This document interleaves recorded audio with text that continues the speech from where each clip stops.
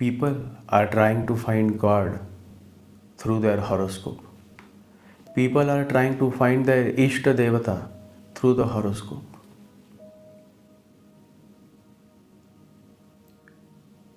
Does that make any sense? Can you find God through horoscope? It's a very simple question, and the answer is also very simple. No. Similarly, the question arises that why a certain soul takes birth in a certain family.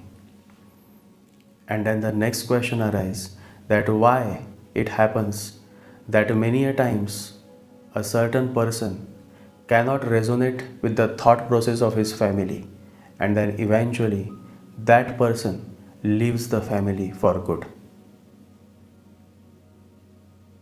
Answer to all these questions I have shared in this podcast, and I am certain that those who are following me closely will resonate with the sharing of this podcast.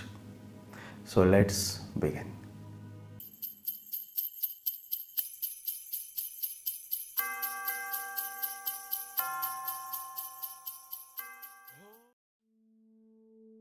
Birth happens. How does it happen? What leads to your birth in a specific family?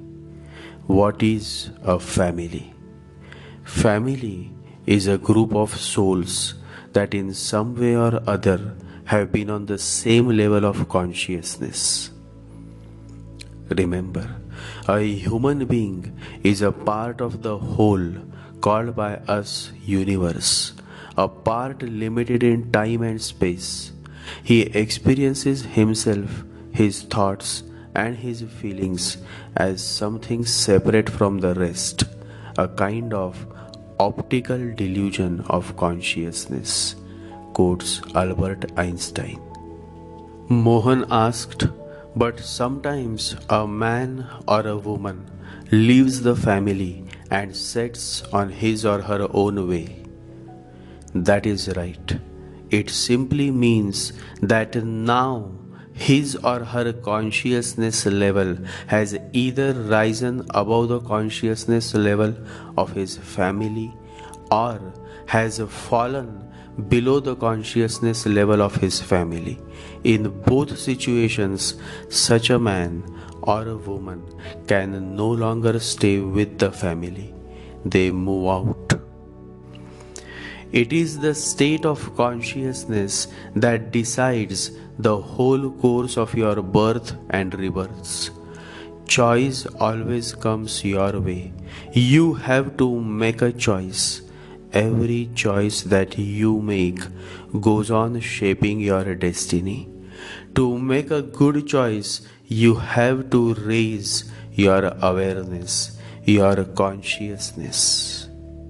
Remember, human beings have the capacity to fall in their consciousness to the lowest level, or they can rise to the highest pinnacle of consciousness.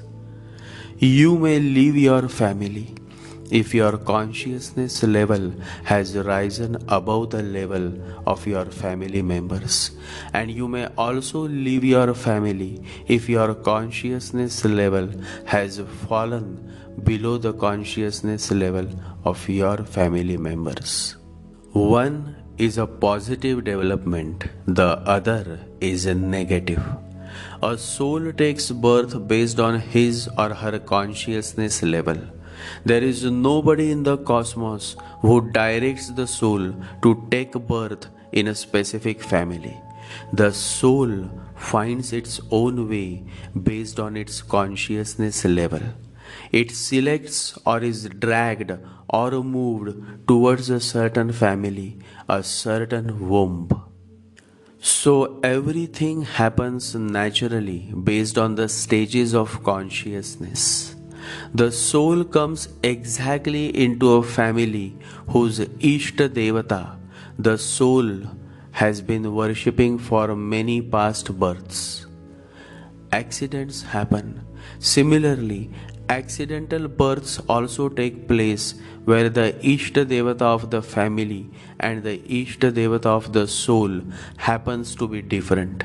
In that case, as mentioned earlier, when time comes, the individual moves out on his own. His understanding and his consciousness are not in match to that of his family. Many such real life scenarios are in existence. One is of Prime Minister Narendra Modi, who moved out of his family and went to the Himalayas. The other is Swami Vivekananda, who also left his family to seek the spiritual path. Souls, individuals who leave their families to seek the truth, the ultimate consciousness, God consciousness, such souls or individuals evolve into beautiful beings. The negative are those men and women who move out of their families out of ignorance, ego. Their agenda or purpose of leaving the family is their own selfishness, their own greed, and their lust for more and more material benefits. Such men or women generally fall from grace. But those souls or individuals who have simply stepped out of the family to seek spiritual path, to experience God, to find answers through which they can serve the people selflessly, such souls, and they are beautiful souls, such souls are blessed with grace. They keep moving on until their journey becomes the destination. Once it happened. I was traveling through the mountains of Sahyadri when I met a very old man, a yogi, and he was seated beneath a tree. I went to him, bowed before him. We talked for a while. The old man seemed to have liked me. He said, "I will tell you a story, my life story." I said, "I will be blessed to listen to your life story. Please." The old yogi said, "I was born in a very wealthy family. I was doing my engineering when I met Sridhar Swami, the disciple of Samartha Ramdas Swami. Sridhar Swami was a great yogi, a man of miracles, and his peace, his bliss, his joy, his smile. The very first time I met him, I lost myself. I completely lost myself. I decided to spend my whole life at his feet. My family members were also his devotees. My father, my mother, they also loved him. But I was the only son, the only heir to their empire of luxuries and many pleasures, and so they wanted me to marry. Then what happened? I asked. The old yogi smiled. He said, "I told them I will not marry. I don't want to marry. I have taken to celibacy and I have started fasting on every Ganesh Chaturthi. Now don't force me into marriage." So did they agree? I asked. The old yogi smiled and said, "Do you think they would give up so soon?" I asked, "So what did they do?" They went to Sridhar Swami and started complaining about my attitude towards marriage, my decision of not indulging in marriage. Sridhar Swami smiled at them. Swamiji's way of speaking was very gentle and soft, but his words were so powerful that they would move the mountains. And so Swamiji looked at my father and mother and said, "Your son has taken to celibacy for the betterment of the people. If you force him into marriage, You will be responsible for your debacle, and then even I would not be in a position to help you. Let him do what his heart wants to. I cannot stop him. You also should not stop him. After that day, said the old yogi, nobody stopped me. I left all those riches and pleasures and moved away from them towards my master. I never met them again. I don't even remember what happened to them. I was so much engrossed in my penance, but wherever they are, they must be in a good shape. When the consciousness is no more the same as of your family, when the consciousness has risen above, you will move out of your family to seek that which cannot be bought in the market, to seek that which cannot be earned, cannot be stolen, cannot be shared, but can only be realized through your own self-realization. The deeper the self-realization of a man, the more he influences the whole universe by his subtle spiritual vibrations, and the less he himself is affected by the phenomenal flux, says Paramahamsa Yogananda. Astrology cannot help, but it is your self-realization that can help you to identify with your Ishta Devta. Generally, the Ishta Devta of the family happens to be the Ishta Devta of the individual who is born in that family. That is the reason that I always emphasize on focusing on the family deity, Kuladev and Kuladevi.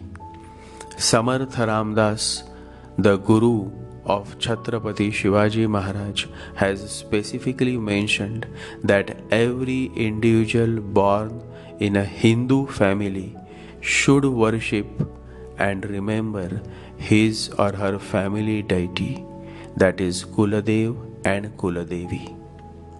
But people don't get it. They run from one temple to the other. Many are not even aware of their family deities. Some know the god but don't know who is the goddess. Some know the goddess but don't know who is the god. Before the British rule, Hindu families all over the Indian subcontinent were aware of their family deities, Kuladev and Kuladevi. But then came the British rule, and the changing lifestyle and demands created a gap.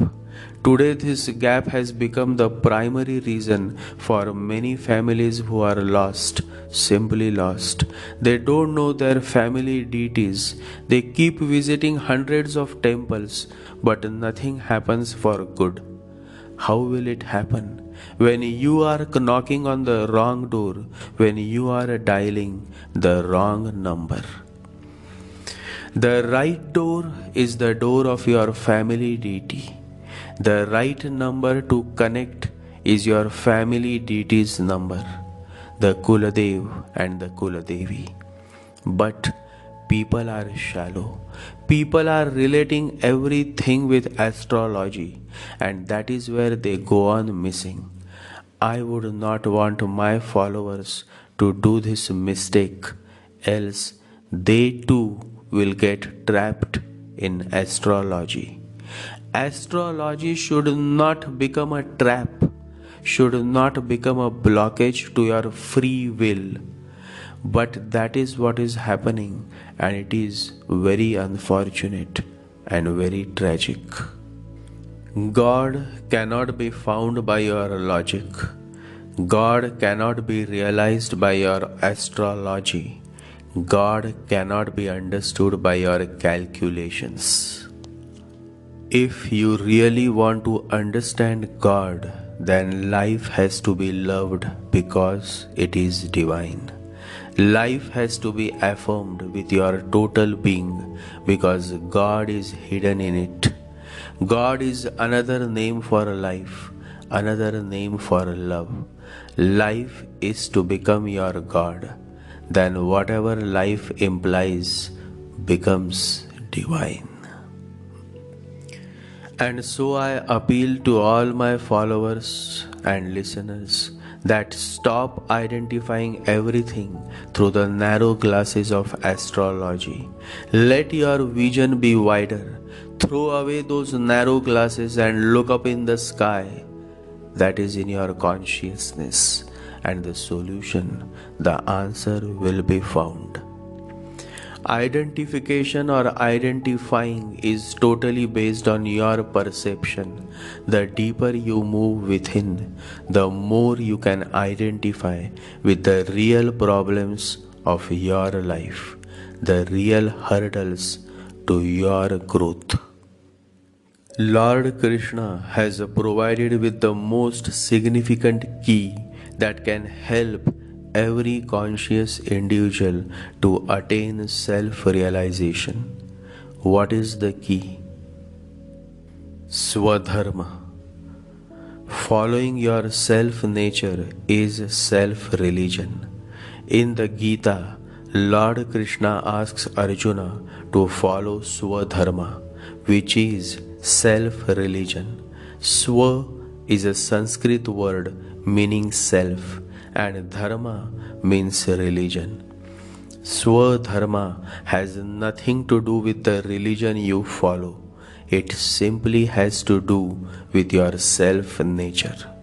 To reach your own self-nature is the only religion. Remember this. To become that which you are is the only religion. That is why Krishna has emphasized Swadharma, self-religion.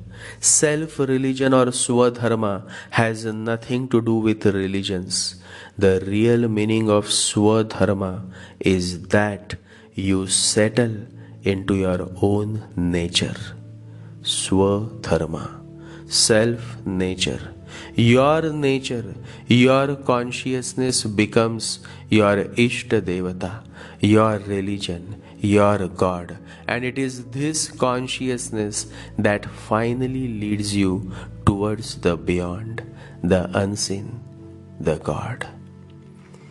Consciousness is the greatest isht devata, but human beings need some support of the idol, of a certain God who himself has become the ultimate consciousness. Krishna consciousness, Jesus consciousness, Shiva consciousness, Buddha consciousness. You see, that is how God becomes the bridge for you to move towards consciousness, because God is the ultimate fragrance of your consciousness. For many people, the family deity is itself the Ishta Devta. You are born into a family that worships the God or Ishta Devta that you have been worshipping in your past births. So the first step is to first worship the family deity, Kuladev and Kuladevi. Then the way ahead manifests before you when the time is right. Many times, when the soul has accidentally taken birth in a family whose family deity is not matching to his or her Ishta Devata, then when they continue to worship the family deity, someday, at some point in their life, they themselves self-realize who is their Ishta Devata. But in general, the family deity is the Ishta Devata. And even if you continue to worship the family deity, it is more than enough. Astrology is not the way to identify with your Ishta Devata. Through astrology, people are finding God, and that is the greatest irony of this human world, my fellows. That is the greatest irony. And God is laughing, because through calculations, through the futile exercise of finding the Ishta Devata through this house and that house of birth chart, you can never find the Ishta Devata. You can find the Ishta Devata, the one who benefits you, only when you start turning inward, when you start meditating, when you start looking within. But people are shallow. They like to entertain their mind, their intellect. They like calculations, and the height of their stupidity is that they believe that truth can be found through calculations. And I am a totally different kind of person. I know nothing. I am a total zero.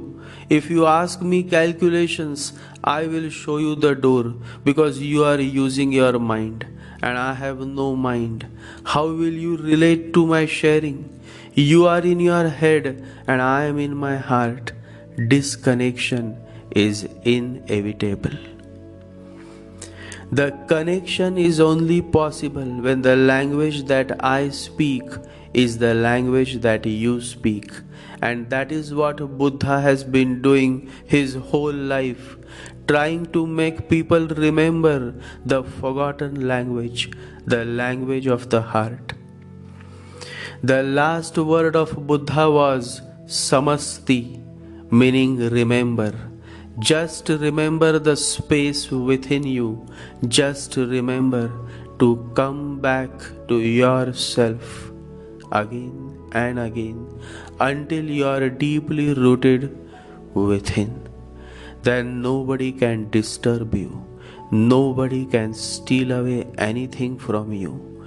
Then you remain unmoved. You remain just a presence. The Divine Master is just a presence. You may insult him, you may love him, you may try to harm him, you may try to appease him. All that is happening is from you. The Master is not affected by any of your actions. The Master is just a presence, a pure omnipresence. With our love, hate is inevitably present. If you love someone, you know hate will be there. If someone loves you, you will expect both love and hate. Hate gives a passion to love, an intensity. But what happens in a Buddha-like consciousness when love and hate both disappear? In that state, you cannot feel love and you cannot feel hate. But whosoever is around you feels a deep love flowing through your whole being. That is the state of a true master. Buddha cannot feel love or hate. The polar opposite disappears and simple presence remains. Buddha is a presence, not a mood. We are moods, not a presence. And we remain moods as long as we remain trapped in the mind. The moment you start slipping out of the mind, you start slipping out of the moods. Remember, sometimes you are hate, one mood. Sometimes you are love, another mood. Sometimes you are anger, another mood. Sometimes you are greed, another mood. You are moods. You are never a pure presence, and your consciousness goes on being modified by your moods. Each mood becomes the master. It modifies the consciousness, cripples it, changes it, colors, deforms it. It is said that many people were against Buddha. Many people tried to kill him. It all depends on you. You can either become a friend, a lover, or an enemy. Depends on you, on your sensitivity, on your mind, how your mind feels. It all depends on you. Buddha will not react. You may go on pressing all the buttons that you have known, but you cannot disturb the one who is enlightened. If you hate, that is your take. If you love, that is your understanding. The Master remains unmoved, undisturbed. You cannot make him happy and you cannot make him unhappy. He is not a mood, he is a presence, a conscious presence. Always remember, a Buddha is a non-doer. He is simply being. Whatsoever you will say or you will do is based on your feeling, your mood. Buddha's followers felt that he was simply love, and Buddha's enemies thought that he had to be killed. So it depends on you. It depends on how you take it, how you are capable of taking it, how much open you are. But from the side of an enlightened one, nothing can be said. He simply say that now he is, without doing anything. He is just a presence, a being. To be with the Master is to be with a presence. To be with the Master is to be here now. And to be here now in this moment is meditation. And so, when you are with your Master, when you are remembering Him every minute of your life, every breath of your life, then where is the need to take any special efforts to meditate? Meditation happens on its own.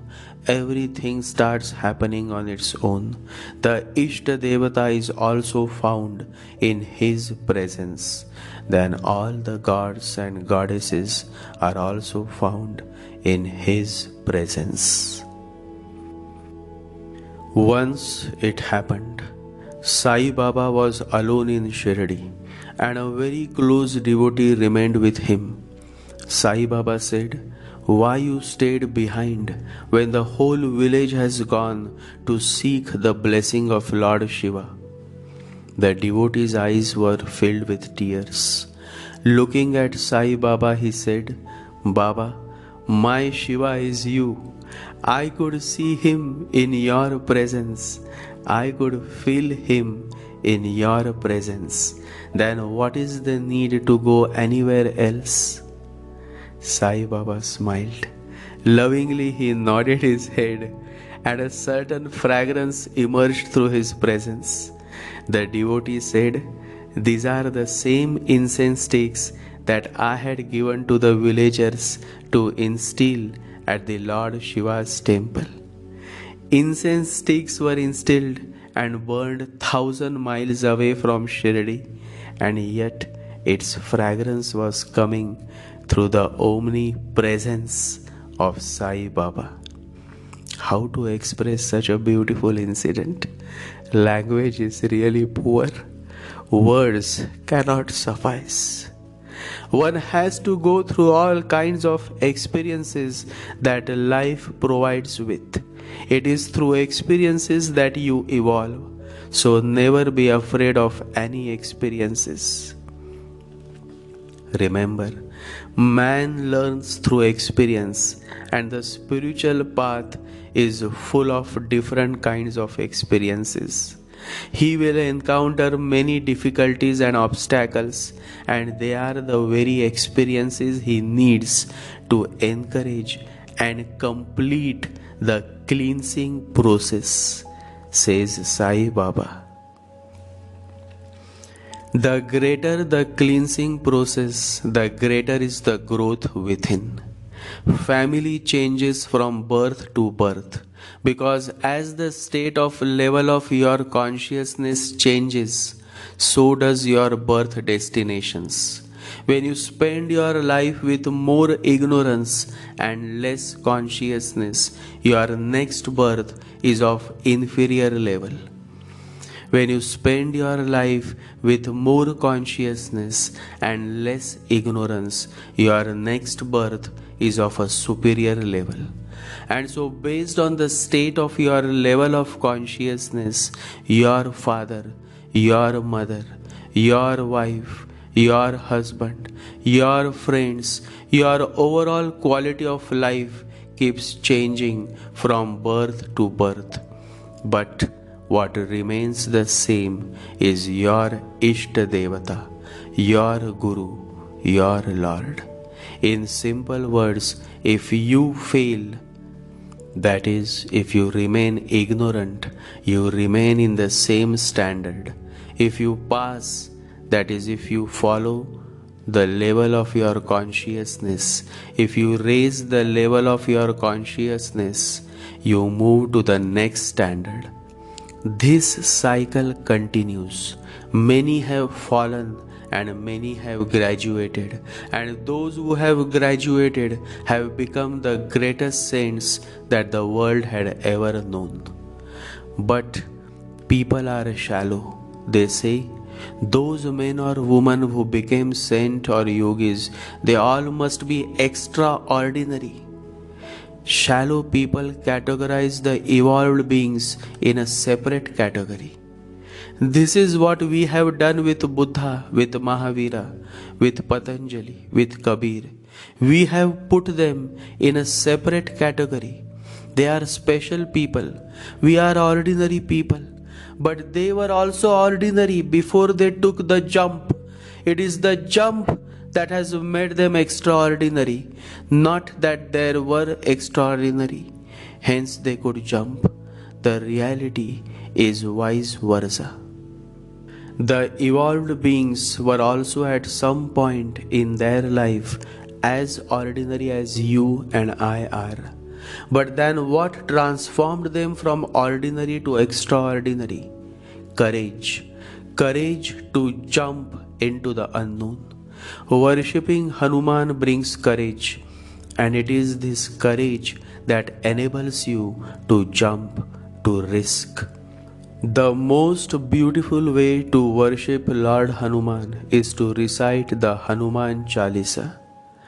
Every line of Hanuman Chalisa is a Maha Mantra, says Neem Karoli Baba. Hanuman Chalisa, it is a miraculous devotional hymn, a stotra, written in praise of the monkey god Lord Hanuman, and it is written by one of the greatest saints in the Indian civilization, Saint Tulsidas. His divine words have touched the hearts of millions and continues to inspire millions. I humbly prostrate before one of the greatest devotees of Lord Hanuman, Saint Tulsidas. The beauty of the divine devotional verse of Hanuman Chalisa is that it brings great courage to you. You suddenly become very courageous and strong like the monkey god Hanuman, who carried a mountain in his hands. And courage is very important. You cannot propose a girl if you have no courage. You cannot propose to God if you have no courage. The door to love opens only when you have courage to express your love. The door to God also opens only when you have courage to meditate and express your devotion. Meditation is possible only when you are courageous. Only a courageous man, a courageous woman can meditate. When you sit with closed eyes, what happens? Millions and millions of thoughts engulf you, create a lot of noise. You feel as if thousands of bees are buzzing all over your head. Now tell me, can a coward continue to sit? He or she will quickly get up. They will never dare to meditate again. But a courageous man, a courageous woman, they will not give up. They will let all those thoughts come and go. They will treat those thoughts as visitors. They will not entertain those thoughts. They will show tremendous courage by ignoring the thoughts and focusing on the breathing, by focusing on the God's name. And so to meditate, one needs to be courageous. And to be courageous, one needs to be truthful. You see how all it is interconnected? And unless you understand and self-realize the interconnections, you will not realize the way it all happens. Everything is interconnected. This whole universe is interconnected. The only difference is that the switch is not on. The moment the switch is on, you too will start realizing the interconnection. You too will start realizing that you are not separate from this universe. You too will start realizing the oneness, Advait, that everything is one Paramatma, oneness.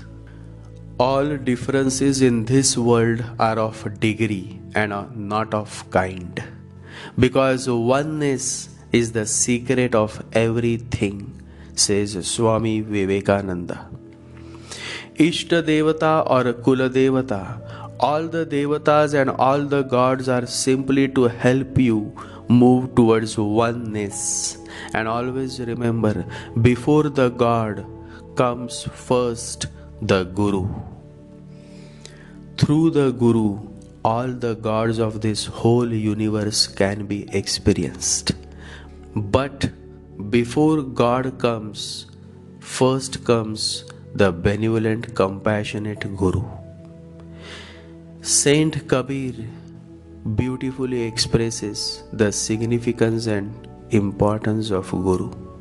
Saint Kabir says, if here before me stand both my Guru and Govind the Almighty, I would first prostrate before my Guru, because it is He who revealed to me the Govind, the God. Gods will come only when you have the blessing of the Guru, the benevolent Master. Without the Guru, nothing is possible. With the Guru, everything is possible. The first birth is through the mother, the second, the true birth, the spiritual birth to which Jesus calls reborn, is through the Master. And it is only when you are reborn that God can be experienced, truth can be experienced, love can be experienced. The way towards the beyond, the journey within, begins only when you are blessed by the benevolent, compassionate Guru. You never have to find your Guru. The Guru finds you. It is the Guru who chooses his disciple. When you live with faith, with love, with compassion, and when the thirst to find Him grows within your whole being, so much so that you cannot remain without Him, He comes. When you are ready, the Master will come. Always remember, you need not go in search of Him. He will come in search of you. Peter the fisherman never had to go in search of Jesus. Jesus came to him. Arjuna never had to go in search of Krishna. Krishna came to him. Sariputta never had to search Buddha. Buddha came to his town.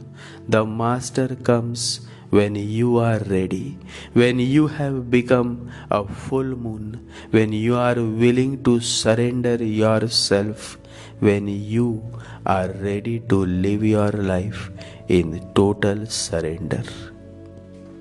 That is the word, a miraculous word, surrender. Unless there is surrender, there is no coming to the truth. There is no coming to the Master. The whole story of your life swings from one point of ego to the other point of total surrender. Rahu will push you towards ego.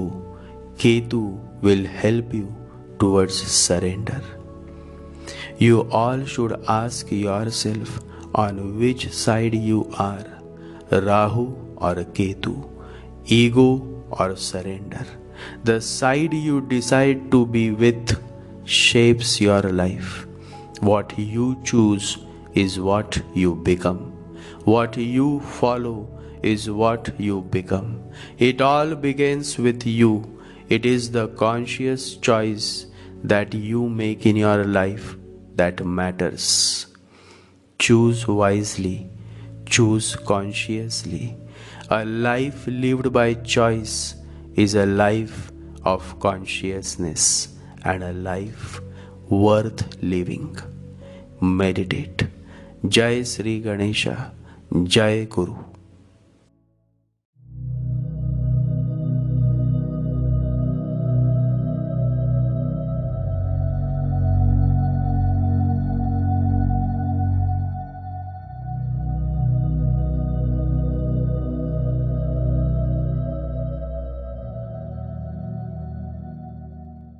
Om Gam Ganapataye Namaha. Om Gam Ganapataye Namaha. Om Gam Ganapataye Namaha.